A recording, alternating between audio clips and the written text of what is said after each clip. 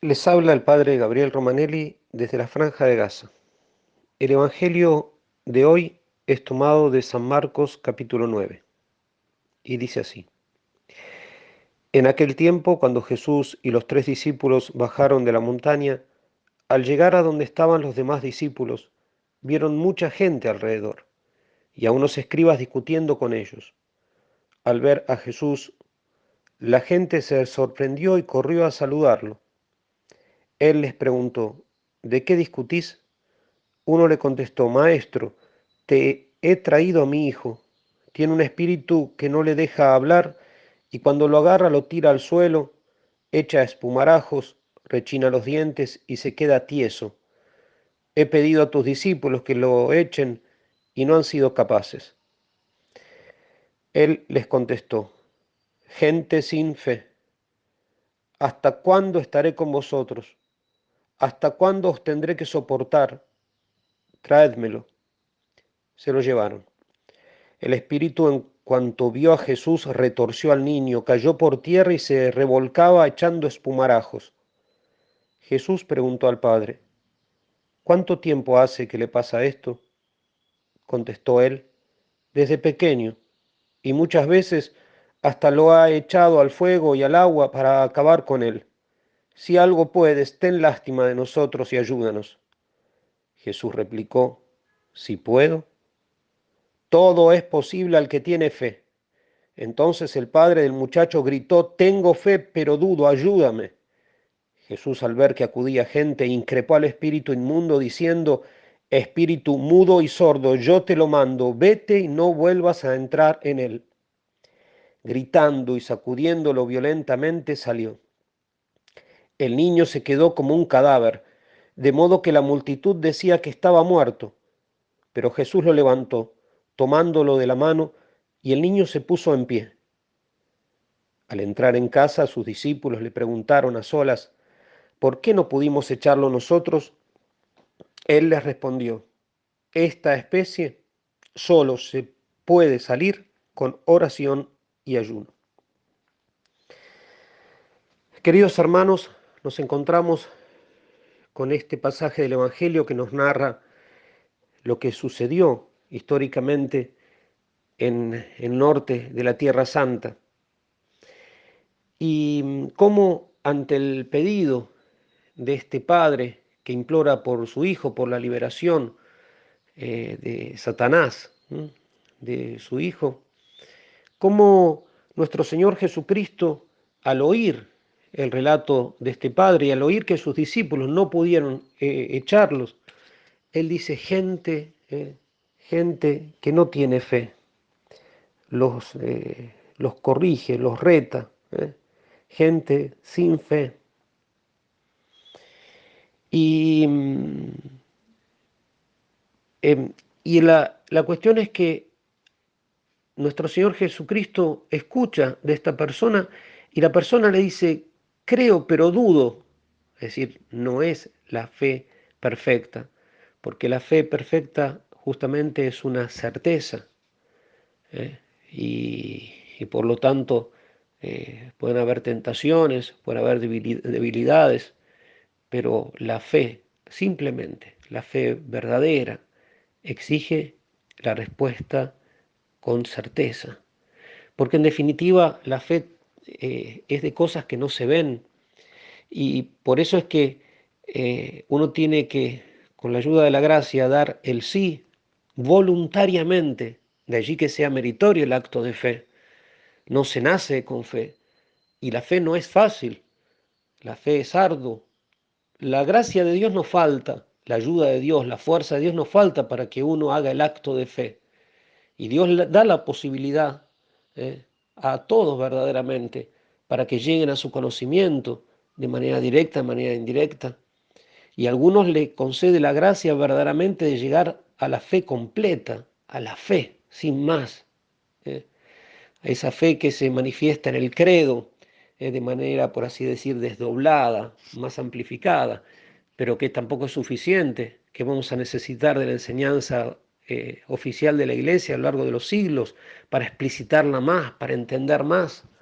Esa fe que hay que recibirla como un niño, creo, creo, Señor, creo, tengo certeza. Esta persona quería, deseaba que su hijo sea liberado. Y escucha a nuestro Señor que la condición, como la primera condición que se necesita eh, para valerse, ¿cómo se puede decir en español mejor? Para ser beneficiario de la gracia de nuestro Señor Jesucristo, es justamente creer. Y ahí Él responde, creo, ¿eh? Creo, pero mi fe es débil, ¿eh? Creo, pero mi fe es débil. Nos suena también aquello de San Pedro, aumenta nuestra fe, cuando nuestro Señor le dice, hombre de poca fe, ¿por qué dudaste? Era fe, pero era una certeza, por así decir, verdaderamente agarrada con alfileres, como se dice popularmente en muchos pueblos, y pide a nuestro Señor que le aumente la fe. Y nuestro Señor hace lo que el niño necesita y lo que el padre desea, y expulsa al demonio, lo expulsa. Esto nos recuerda aquel fantástico acto de fe que la Iglesia pide que se haga antes de la recepción del primero de todos los sacramentos, el santo bautismo, la puerta de todos los sacramentos. Sin el santo bautismo no hay vida sobrenatural en nosotros, de manera ordinaria. Dios puede elegir otros caminos, pero el camino ordinario de salvación, necesario para la salvación que Él eligió, son los santos sacramentos. Y el primero de todos es santo bautismo. Quien crea y se bautice se salvará. Y en la celebración del santo bautismo ya hay indicaciones cómo uno tiene que darse cuenta que venimos a la iglesia a traer un hijo de Adán, un hombre terreno, para que Dios lo convierta en un hijo del cielo, un hombre celestial. Traemos una persona que trae el pecado en sí, el pecado original, y que por eso necesita de la acción de nuestro Señor Jesucristo, sumo y eterno sacerdote. Y una de las cosas que realiza el sacerdote en nombre de Cristo es exorcizar a esa persona. De hecho, el primer exorcismo que recibe una persona es justamente antes del bautismo, esa oración de exorcismo, donde con el poder de Cristo, la Iglesia Santa pide a Dios que expulse al demonio, preparando ese cuerpo y esa alma para que se conviertan en templo de la Santísima Trinidad. Y más aún, entre otros ritos y actos que pide la Iglesia, pide que se hagan las promesas bautismales, que es un resumen de nuestra fe. Pero es llamativo, antes de que se proclame la fe, la Iglesia pide que se renuncie. ¿Se renuncia a qué cosa? Que se renuncie al diablo. Y así dice el ritual. ¿Renunciáis al demonio? Sí, renunciamos, responden padres y padrinos en nombre del niño, si la persona que va a recibir el bautismo es menor. Pero igual la iglesia se une y en muchos lados todo el pueblo fiel responde, sí renunciamos. Renunciáis a todas sus obras, para explicitar más que no es suficiente renunciar de modo genérico al diablo, sino también a sus obras. Y se responde, sí, renunciamos. Renunciáis a todos sus engaños, porque entre las obras diabólicas están los engaños, esas cosas que se presentan como verdades, pero que no son verdades, que son mentiras disfrazadas de verdades. Y entonces, antes de proclamar la fe, la iglesia te pide que renuncies al demonio, a sus obras y sus engaños. En algunas diócesis del mundo, para hacerlo más catequético y que se entienda estas expresiones, los explicitan más incluso. Y por ejemplo, cuando al pedirle que se renuncie a Satanás y a sus obras, sus seducciones, por ejemplo, a veces se explicita, esto es al egoísmo, renuncias al egoísmo, a la envidia, a la venganza, a la mentira. Y es decir, te das cuenta que esas cosas son engaños del diablo. Y así incluso a veces por edades, a medida que uno va creciendo, renuncias a la presunción de orientar la vida al margen de Dios, de creerte mejor, despreciar a los demás. Eh, Más aún, ya para los jóvenes, por ejemplo, hay una diócesis de España, de Tenerife, que usa estos formularios explicitados, por así decir. Renuncias al egoísmo que no tiene en cuenta lo que es bueno para los otros, a la violencia y a la venganza, a la mentira y a la hipocresía, como contrarias a estar en verdad con Dios, al descaro, que no es sinceridad, a la injusticia, e incluso más, renuncias a la pereza, a vuestras indiferencias, a vuestras cobardías y complejos, renuncias a desvirtuar la vida con el materialismo y la sensualidad. Es decir, la Iglesia pide que uno explicite justamente en, antes de explicitar tu fe, que seas explícito en que tú crees en la presencia del demonio, pero en que no le crees lo que él te dice y te ofrece. Porque hay que creer que el demonio existe, pero no hay que creerle a él lo que nos insinúa, sea en nuestra conciencia o bien sea por medio de otros medios, de otras personas. Entonces la iglesia, antes que profeses la fe en Dios, te va a decir, decime, ¿tú estás convencido de que existe el demonio actúa, que tú quieres renunciar a todo eso? Sí, sí, renuncio. Y entonces después te dice, antes de recibir el bautismo, profesa la fe, crees en Dios Padre Todopoderoso, en su Hijo Jesucristo, en el Espíritu Santo, crees que eres el Salvador, crees en la Iglesia Católica, crees en el perdón de los pecados, en la vida eterna, etcétera. ¿Crees? Sí, creo. Y ahí se podría desdoblar muchísimo más para aceptar todo lo que la iglesia enseña y solo lo que la iglesia enseña. Y entonces después viene el santo bautismo. Yo, dice el sacerdote, diciendo luego el nombre del niño o de la niña, ¿eh?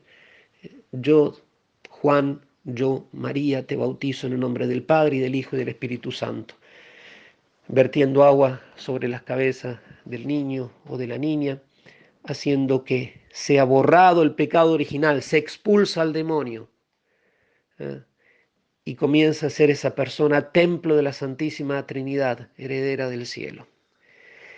Pues bien, queridos hermanos, hoy cuando nosotros vemos la acción de Cristo delante de este niño y cómo Él expulsa, otros, sus discípulos mismos, se quedaron atónitos. Y cuando volvieron a casa, le preguntaron, pero Señor, ¿por qué no pudimos nosotros? Eran discípulos de Cristo, eran cristianos y muy probablemente serían de sus seguidores más cercanos. ¿Por qué no pudimos? ¿Por qué esta clase, le dice Cristo, se expulsa con el ayuno y con la oración?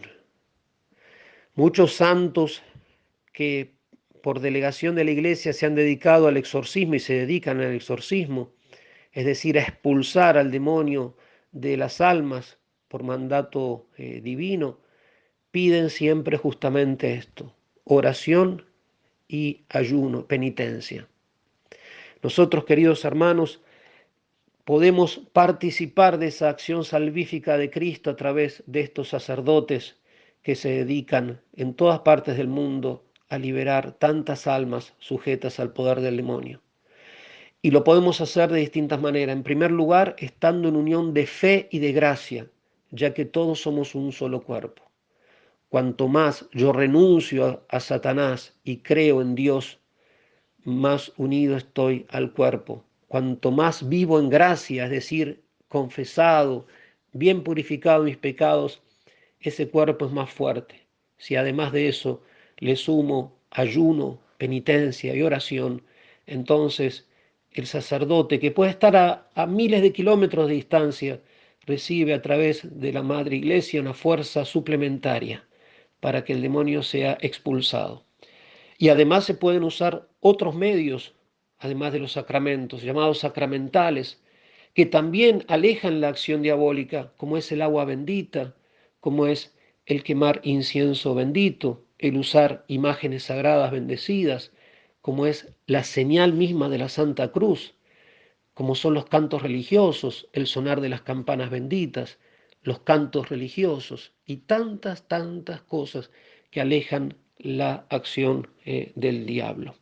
Hay que renunciar al diablo y hay que creer en Dios, y no al revés. Que la Santísima Virgen María nos conceda la gracia de ser siempre, estar siempre del lado de Jesucristo, y que si bien nuestra fe es débil, que a través de la gracia de Cristo, de la oración, de la penitencia, se nos conceda la gracia de crecer en la fe y de vivir cada vez más y mejor en la fe católica, para que el reino de Cristo se extienda en todo el mundo y al mismo tiempo disminuzca el reino del diablo.